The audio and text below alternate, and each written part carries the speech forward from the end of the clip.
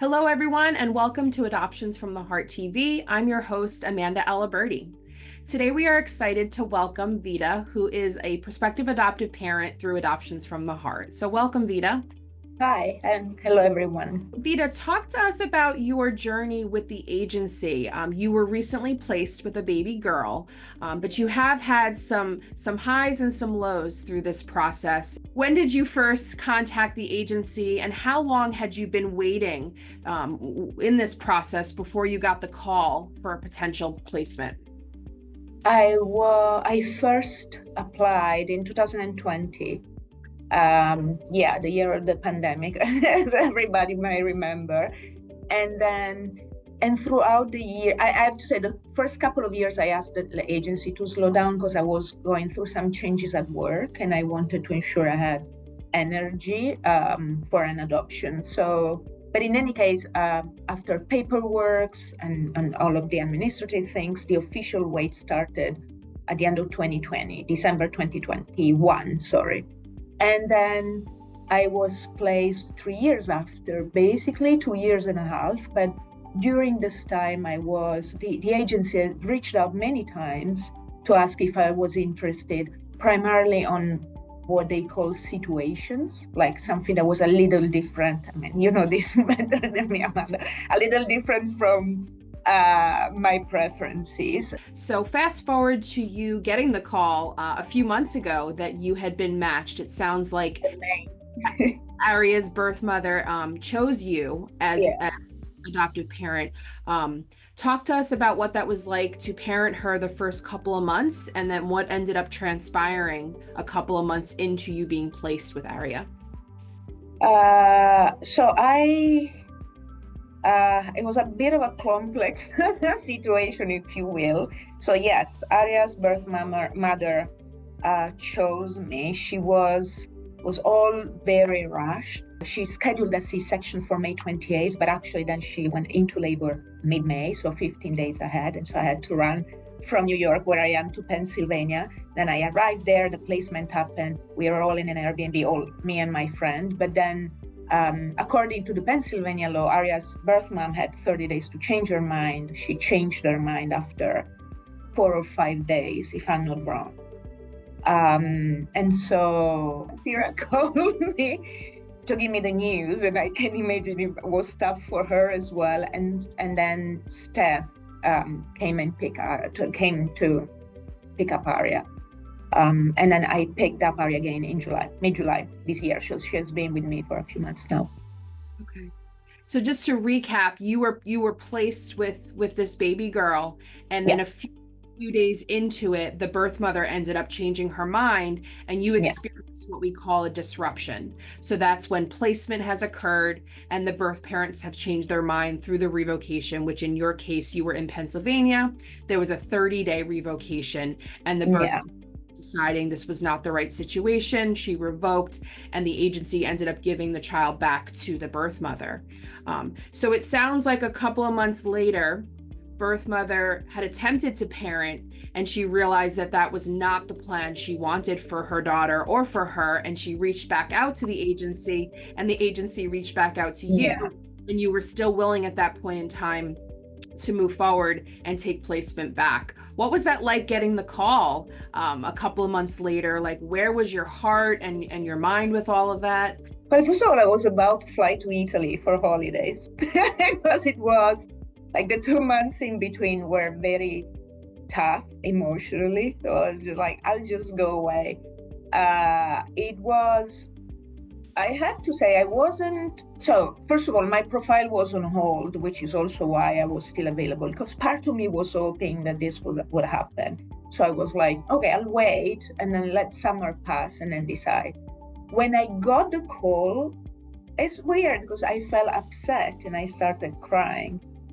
And I don't know if I felt upset because I feel like, oh, this is not fair. Why this all happened? So much pain. But then I was like, yes, I'm still available, and I'll cancel my plans. And then I waited. So I don't remember well how much time passed. Sorry for that, between the phone call and then when I went there. But in any case, I went there on July 17. with a friend of mine, and it was very sweet. It was very different from the very first time, because Aria's birth mom was in the room literally probably 5 minutes. And I can understand that was tough for her, and she handed Aria over to me, and she gave me a little book for kids. The title is "I Will Love You Forever." It's very nice. And Aria's little brother was there, actually big brother. It was so quick. And then we went back home, and after that, it was a lot of waiting, as Sierra and Steph will say, take it one day at a time. That has become a mantra, because then her birth mom had 30 days again to change her mind. And so it's, it has been a long process. I can only imagine, Vita, the perspective from Aria's birth mother and the continued sacrifice that she has made of choosing adoption, then kind of thinking that parenting is what she wanted, and then being strong enough a couple of months in to say, I've now realized that I tried to parent and this actually is not what I want for my child. What is your perspective on birth parents, Aria's birth mother? How do you view her? What is your plan of how you're going to speak about her to your daughter? Who her birth mom is never going to be a surprise for Aria. I'm going to try and incorporate this presence into her life since early stages. That's my idea, at least. And I have a therapist, and I'm going to be keep working with her on the way of communicating, what to share when, what not to share. But I think it's the best approach, if instead of waiting for a long time and then say, oh, by the way, this is your birth mom. I would like it to be a natural part of her life, if you will, and like with as much transparency as possible. That's my idea right now. My view of her birth mom is I am amazed and inspired by her, because she's very young. She's 22 and made a decision that I can't understand, because I never had the drive to give birth to a human being, so I could never experience that. But I can imagine, especially also by talking to my friends and in the agency, is one of the most difficult choices anyone could make, right? And it's not about not caring for a kid. It's when you care so much that you realize the only way for this kid to thrive is to place them into adoption. And in fact, I wasn't upset with her when she changed her mind. Maybe I was upset at the universe, like, this is unfair, why it is happening? And if you ask me, how did I feel when she changed her mind, I still don't know, because part of me was expecting it. There's some papers from the agency that reads, at the end of the day, this kid was never mine, right? Like it's someone else's kid. And it's a key factor that has helped me keeping my sanity, right? Like going back to what I said earlier, the best case scenario for me was Aria stays with her birth mom, and the birth mom has the capacity to provide a great life for both her kids and herself. That's the best case scenario, not that I become a mom. And so that helped. But then there was a lot of loss, I think, also that I'm processing. And many women came to rescue to share their stories on where they lost their kids. Then I was like, is it fair? I don't know if this pain is exactly that bad. It was strange. But amongst all of this confusion, I was never upset with her. And she touched on an important point, because she reassured me that her choice didn't have anything to do with me. Because one of my questions probably was like, maybe she saw me and she didn't like what she saw, or I said something stupid, because I had a lot of thoughts there. But yeah, she just wanted to reassure me, which was very sweet. And then she tried, and she realized that she couldn't really provide for her little family. It was too tough. We speak pretty frequently. At the same time, I work on creating boundaries, because I think that's healthy. Not that anything happens, so I'm like, oh my God, I need to create boundaries. I think that by design, those kind of relationships require some boundaries. So I'm always responsive when she reaches out, and then I reach out when I have funny pictures or a funny story to share. But I know that Aria's health condition is very close to her heart, so I provide her with updates.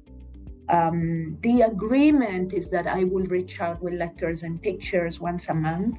We communicate via email. That's a boundary, for example. We agreed for email, and then there's the little app when I can upload things, and we have back and forth through the app, especially through comments on the picture, and I find it very nice, I have to say. Also, which is very sweet, she sends pictures of Aria's brother, and this is gonna be helpful, for her when she grows up and she starts understanding, to see how her brother is changing and he's there, she's willing, she's older, she's gonna have a connection with him. I don't know, we'll see. I'm trying to put some foundation, but then in my mind, she's gonna decide when she's older, she's gonna decide what to do, how to manage those relationships. Wow, Vita. I mean, you hit on so many important topics, and I find it interesting that while you experience the heartache of a disruption, which is probably one of the most challenging obstacles or risks involved in becoming a parent through adoption, I also feel like in hearing your story, it's almost made you a stronger person. You seem to have full respect for birth parents and what they go through. And one of the things I'm taking from your story is almost that two things can be true at the same time. So while you may have been experiencing the loss and the sadness and the disappointment of not becoming a parent in that moment of the disruption, you also understood your anger was not towards her. You respected her choice in changing her mind and deciding to parent, and Aria being loved and cared for was more important to you than you becoming a parent in that moment. And while I'm happy that things worked out to the liking of Aria's birth mother and she ultimately chose you to be her forever parent, I feel like that's an important key for people to hear, because you will move forward when you experience a disruption. You will be able to cope with the loss and the feelings involved with the disruption, but not putting your anger and attention on the birth parent and their decision making of changing their mind shows your growth and your understanding of the adoption triad and what birth parents go through. And I think that's only going to make you a stronger parent. And I think that this little girl is going to grow up with lots of people to love her. And it does sound like you're in the midst of setting healthy boundaries, which is important for both Aria's birth family as well as for you and for Aria. So I'm just really happy to hear that things have worked out, and we appreciate you sharing some of the highs and lows that you experienced over the course of a few months, right? Of being matched for this placement. Yeah, it's so many lows, but as you said, personally, I have experienced a lot of growth, I have to say, and then I'm just looking forward to, like, now everything is smooth, and like, yes, I need it, like a breath of fresh air, and things are just gonna go better and better. But yeah, I think the key is for everyone to remember what is the reason why I decided to adopt, and try and go deep into our selfishness as parents, which is natural, right? Everyone has it, like, I want this kid. But then if you try and go in depth a little and analyze that, then it becomes easier to deal with whatever scenario. It's very healthy, and it's going to ensure that then all of the key actors, the child, birth parents, adopted parents, are happy and comfortable. Yeah, absolutely. Well, thank you so much, Vita. Again, we appreciate your time in sharing your story. We wish you and your family lots of happiness down the road. And thank you again for taking this opportunity to share on AFTHtv. Of course. Ciao. Have a good day. Thank you guys so much for tuning in, and please continue to support Adoptions from the Heart TV. Hey guys, if you are enjoying the content here at AFTHtv, please subscribe and hit the bell.